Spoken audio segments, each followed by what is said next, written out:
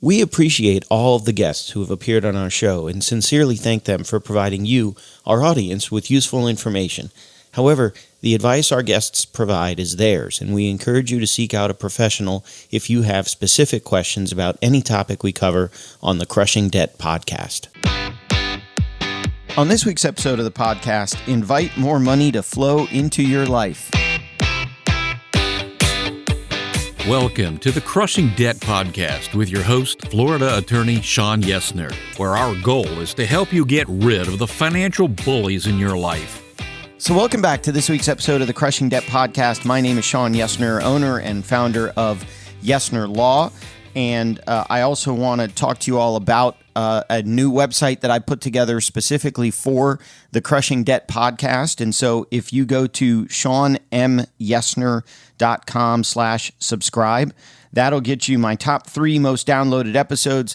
Hopefully this episode I'm about to do becomes one of those top 3, but it'll get you my top 3 most popular, most downloaded episodes, and then it'll give you a couple of links where you can subscribe to the show for free. So again, that's ShawnMYesner.com/subscribe. I'll put that in the notes if you want to get my top 3 episodes. And then I also want to give a little shout out to the show's sponsor, who's been with us for a while, but still with us, still a friend of mine, still a friend of the show. And so if you're an attorney or title company and you need to get errors and omissions insurance or E&O, or you want a quote for malpractice, give Sam Cohen at Attorneys First Insurance a buzz. Give him a call, contact him. You can find him at sam@attorneysfirst.com, or you can go to his website, which is, again, attorneysfirst.com. So now that we are through some of the housekeeping things right at the beginning, I want to introduce my guest. And so I met her at the PodFest Global Summit. And so those of you that have been listening for a long time know that I am a huge fan, a huge supporter of PodFest. It is something that I go to on a regular basis. And we just had our summit. I think we set the world record for most attendees at a virtual podcast summit. And so that was a huge success. And I met my guest at the Global Summit, at the virtual summit. She's a 20-year corporate veteran turned joy and purpose advocate. She's an entrepreneur, speaker, visionary, and founder of Joyful Living Mindset. After getting laid off with $150,000 in debt, she practiced the art of surrendering in order to achieve debt-free living and travel her destined path. She now helps highly driven professionals and entrepreneurs connect with their life's purpose and find fulfillment, showing them an easier and less stressful way to achieve their vision through inner clarity and alignment. She is masterful at leveraging the power of mindset to uplift others and transform their belief system so they can live a life of joy, abundance, and impact. So I want to welcome and say thank you for joining me on this week's episode, Jacquelynn Peterson. How you doing? Hey, Shawn. I'm well, thank you. How are you? Good.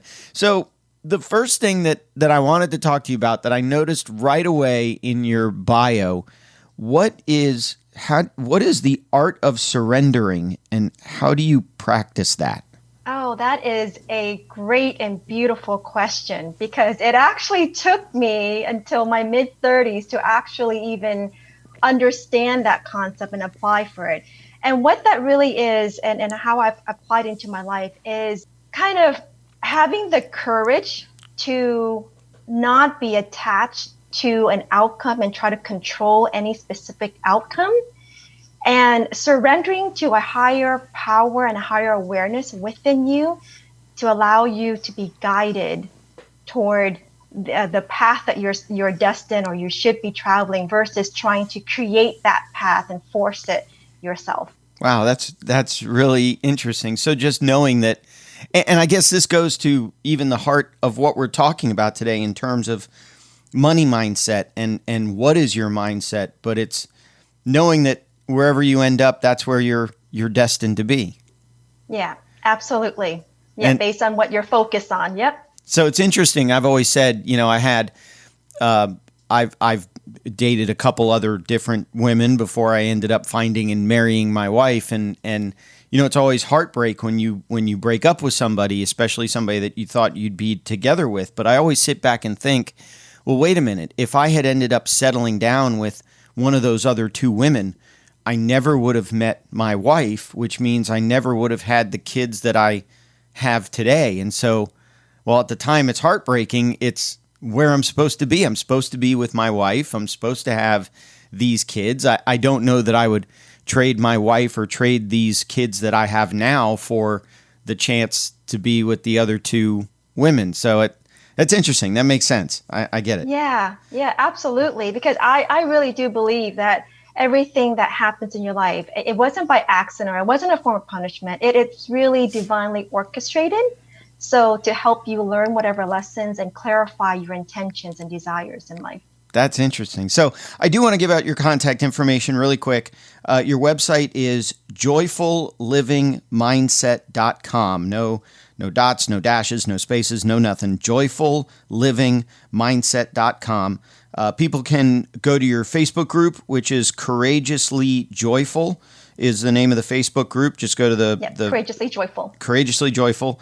And then LinkedIn, you're at Jacquelynn Peterson, and I will spell it in the notes. You gave it to me, so I'll spell it in the notes for anyone who's interested. But it's Jacquelynn Peterson on LinkedIn. So that's where people can find you. But what I wanted to talk about maybe first is this concept of money mindset. And one of the reasons I was really interested in interviewing you, one of the many reasons I was really interested in talking to you, how did you get out of $150,000 of debt in 3 years? Yeah. Oh, wow. That was quite a journey. And again, it all goes back to clarity and mindset, right? Prior to that, I think prior to 2012, I was kind of living by default, like a lot of us out there, kind of just doing what I thought needed to be done, right? And then I got laid off from my career, my cushy job, and incurred at that point like $150,000. And I tried to fight. I tried to get back into the workforce and whatnot. But it wasn't until I took the time, again, practicing the art of surrendering, right? Instead of fighting the situation and accepting that, hey, this is happening to me for a reason. There's a sign, or the universe or a higher power is trying to tell me that I needed to slow down and have this quiet time to really think through about what I want to do with my life going forward. And that was when I started discovering my life vision. And from that life vision, I committed to building it out and seek comfort in that, and just allow myself to feel the joy and satisfaction of just having this life vision. And then from there, opportunities and resources started flowing in one after another in those span of 3 years to help me get back on my feet, not only get me a job offer without me even looking, but just promotion and more job offers one after another. And that was how I was able to get out of debt in 3 years. That's awesome. So it's the, what is the book? The Secret. And what it talks about in there is the power of intention, visualizing what you want and visualizing where you want to go and inviting that stuff into your life. And so one of the things that we talked about was simplifying your life to align with your vision. And that sounds like a lot what you did, yes? Absolutely. Because when I had my vision, right, it was just so strong. I was like, okay, so how do I go about doing this? And at that time, our life was just stretched in so many different directions. We had investment in stocks, investment in real estate, had rental properties, and just had all of these going on, right? And we also have like our job, like my husband still had his job and everything.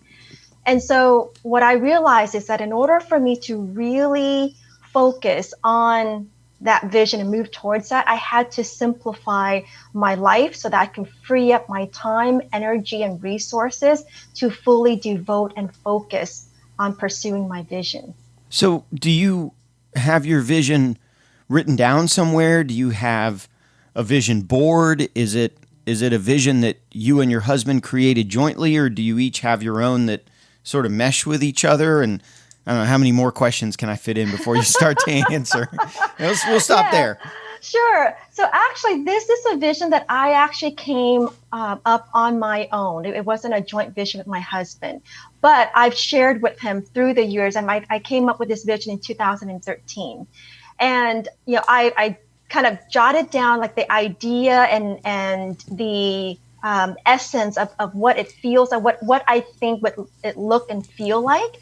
And then over the years, I've actually kind of continued building out that vision and kept adding to it.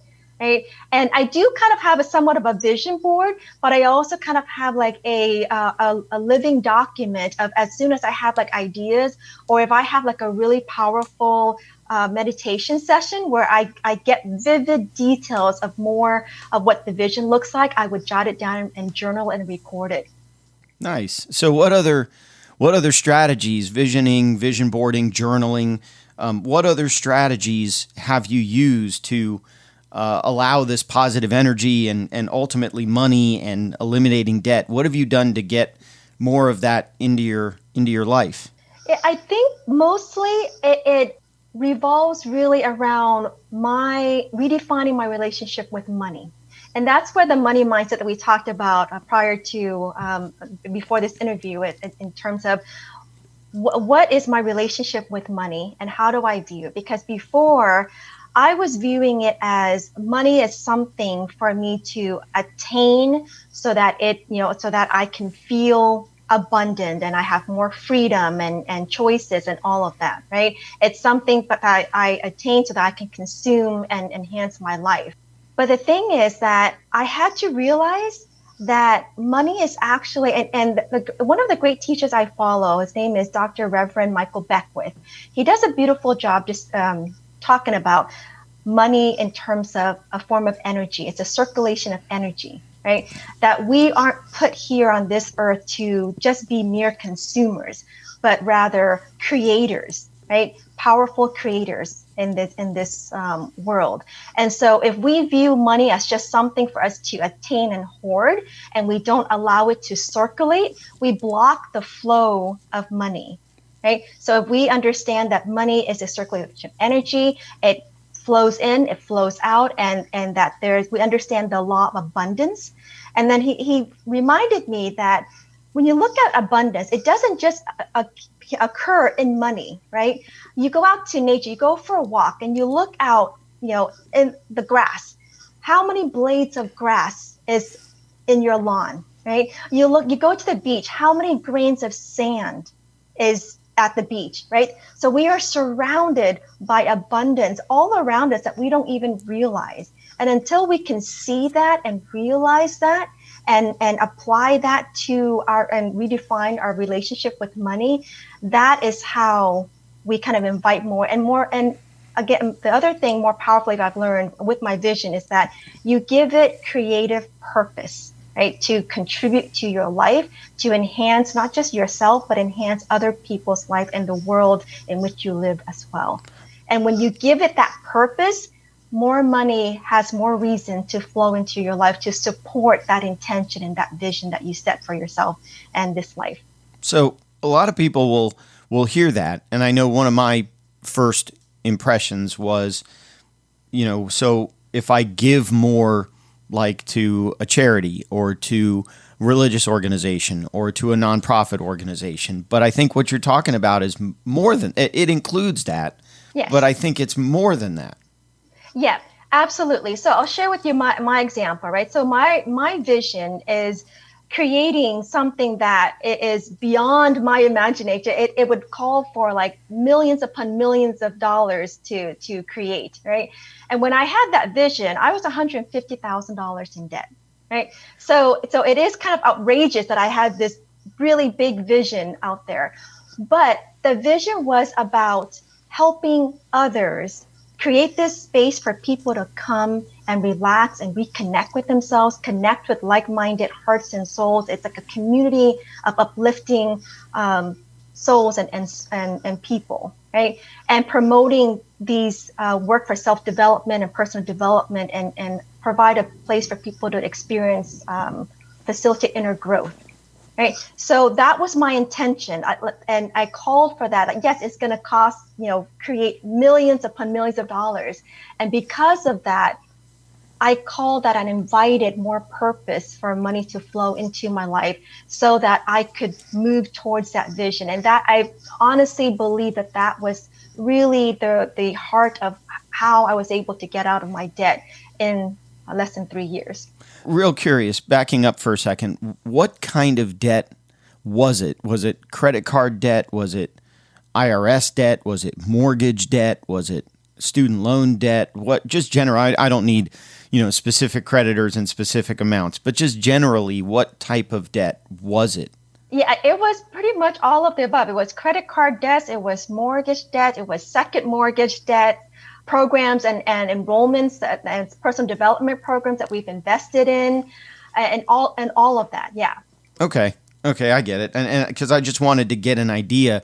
So interestingly, one question I've been asking a lot lately, one question I've been researching lately is, what does it mean to be debt free? And it's interesting because I get answers all over the board. Some people say no debt whatsoever.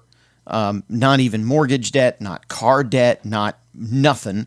And other people say it's no credit card debt, no revolving debt, but having a mortgage is okay. And some people say it's having all of it as long as you can pay your credit cards down to zero every month. So what is your definition of, out of curiosity, what is your definition of being debt free?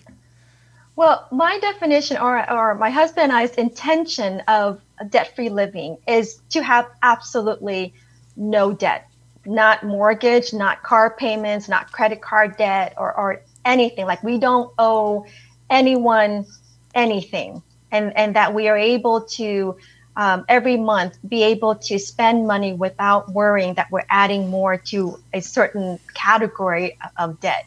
So that was our intention and definition of wanting to live debt-free. Okay, cool. So what if we have someone who's listening to the show maybe who has a negative mindset around debt? What are some things that they might be able to do to break that and turn that mindset around and create that positive mindset, that positive vision, that positive relationship with money? What are some things that they might be able to do to turn their situation around?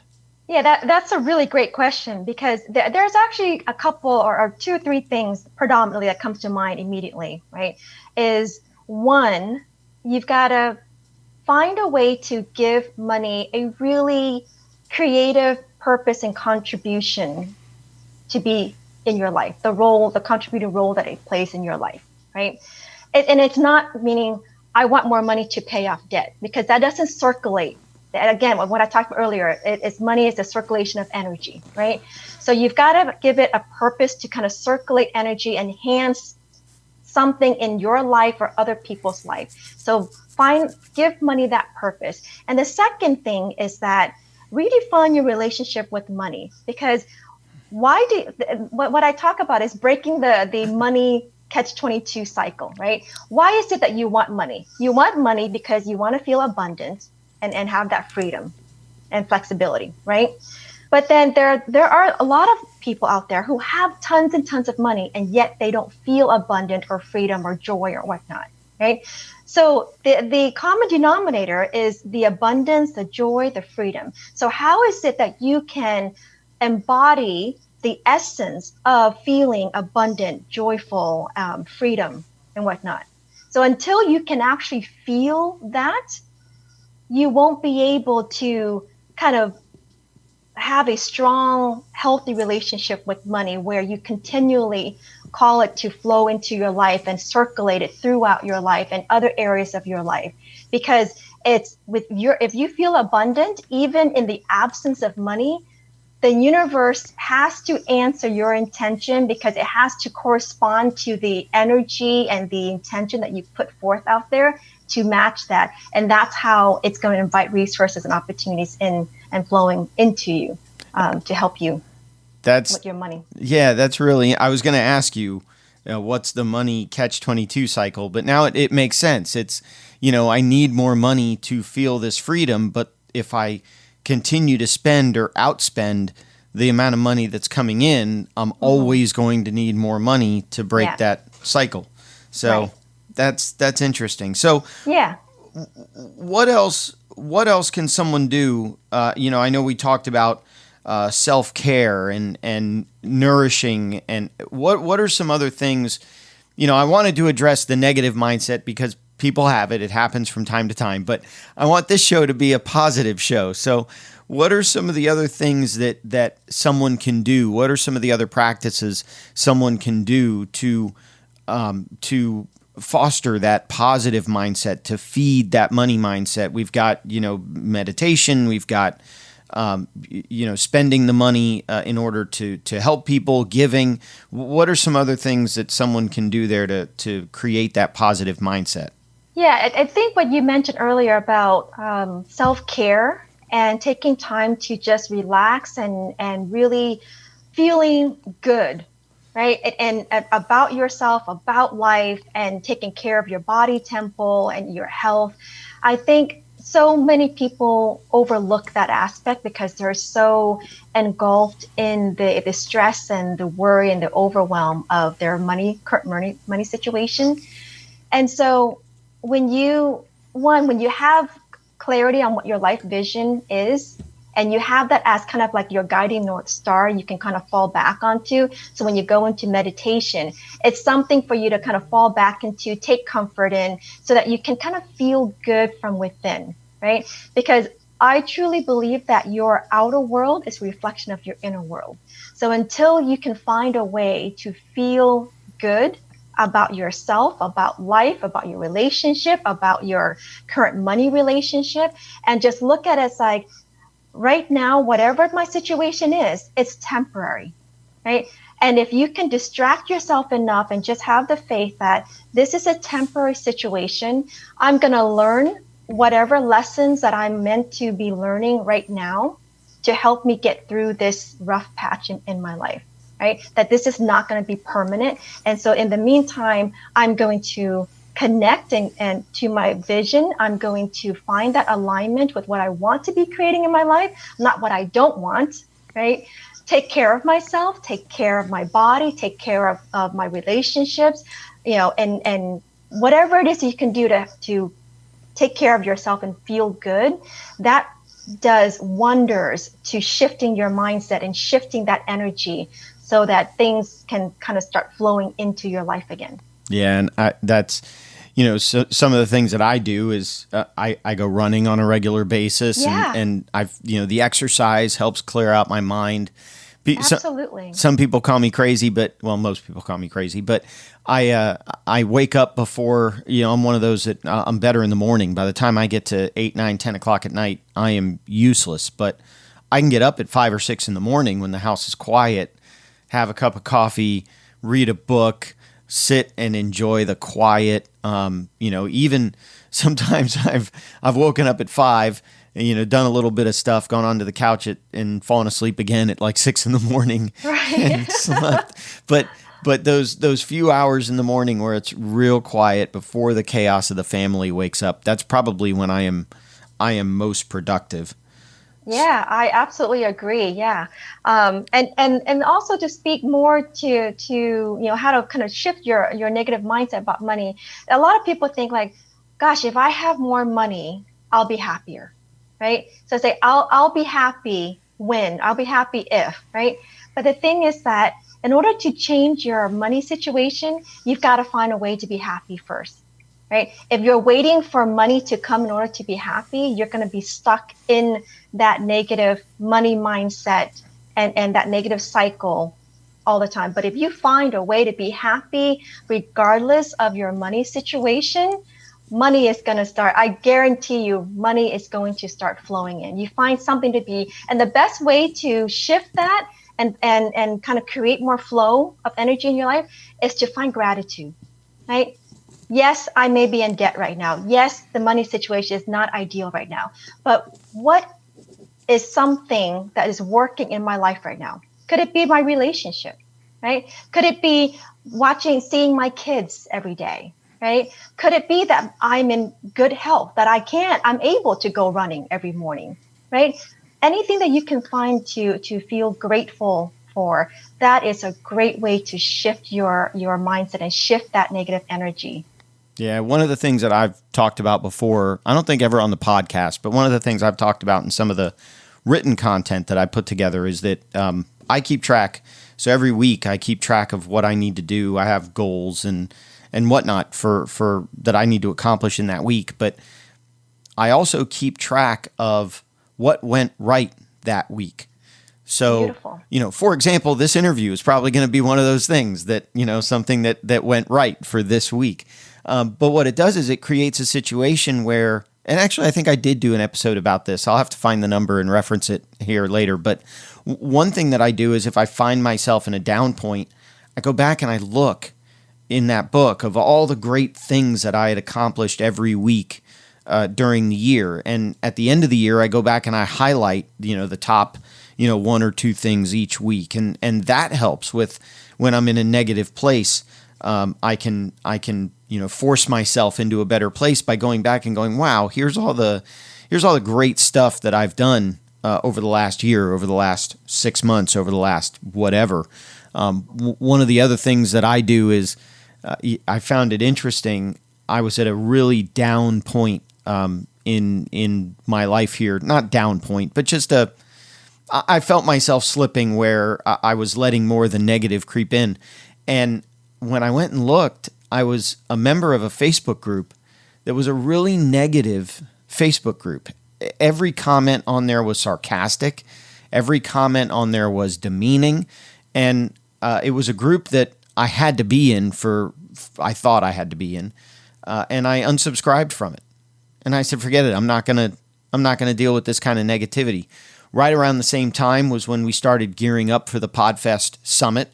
And that group was overwhelmingly positive and helped pull me out of that. So, even one of those little tips that I would recommend is get off social media or take a look at what you're getting into on social media and get out of some of those negative groups on social media. Yeah, absolutely. That's so true because it's what you surround yourself with and spend your time on really does have an impact on your energy. And for me, what I do every morning is I also do a gratitude journaling, right? And I say, what am I grateful for this morning? So just to me, I find starting my day off with gratitude, it just helps things flow more smoothly and gives me the power and the energy to approach anything in a positive manner and not let things get me down. Absolutely. Well, so I want to give out your contact information again one more time, and then I'll ask you if there's anything that you want to add or anything that we missed. But your website is joyfullivingmindset.com. Again, no dots, no dashes, no spaces. joyfullivingmindset.com. You've got a Facebook group, Courageously Joyful is the group on Facebook. And then on LinkedIn, it's Jacquelynn Peterson. And so that's where people can find you if they want to connect with you. But anything that you feel like we missed, anything you wanted to add or cover before we end today's episode? No, that's pretty good. And just for anyone who is curious in terms of how do I give money purpose and what is this life vision thing that you're talking about? On my website itself, if they're interested, I do have a free kind of clarity guide that helps them kind of think through how to develop their life vision. And there's like a 4-step process. So hopefully that helps. If they go to my website, they can definitely download that guide for free to help them. And also I'm sharing my continued journey of how I use my vision to guide me along my way in my private Facebook group. So if they belong to that, they will receive frequent kind of sharing of tidbits, insiders, tips and tricks, and kind of transparent look at what that journey from ordinary to extraordinary would look like. Absolutely. That is awesome. So thank you. I really, really appreciate you being on the show. And I know I said at the beginning, I joked about my top 3 episodes, but I really thought today's episode was one of the better ones that I've done. So I appreciate you being on the show. I appreciate you being a guest. Oh, thank you so much, Sean. It has been my absolute pleasure. Thanks for having me. So I think I'm going to use that and wrap up this week's episode. But like I say at the end of every episode, I hope that at the end of the month you have more money rather than having more. I hope at the end of the month you have more money rather than having more month at the end of the money. I'm saying that totally wrong. So I'm going to say it one more time. I hope that at the end of the month you have more money rather than at the end of the money you have more month. There, I finally got it right. So maybe I'll see if we can edit that out, or I'll just leave it in as a funny blooper on this positive mindset episode. So thanks again, Jacquelynn. I really, really appreciate it. And we will talk to you all in next week's episode of the Crushing Debt podcast. If you have questions that you think would make a great topic for a future episode, please email Sean or connect with us on social media. Sean Yesner and Yesner Law, PL, are Florida licensed attorneys. The information contained in this week's episode is not a substitute for legal advice. Your situation may differ, especially if you are located somewhere other than the state of Florida. If you have questions, please contact our office or contact a local attorney. Thank you for listening to this week's episode of the Crushing Debt Podcast.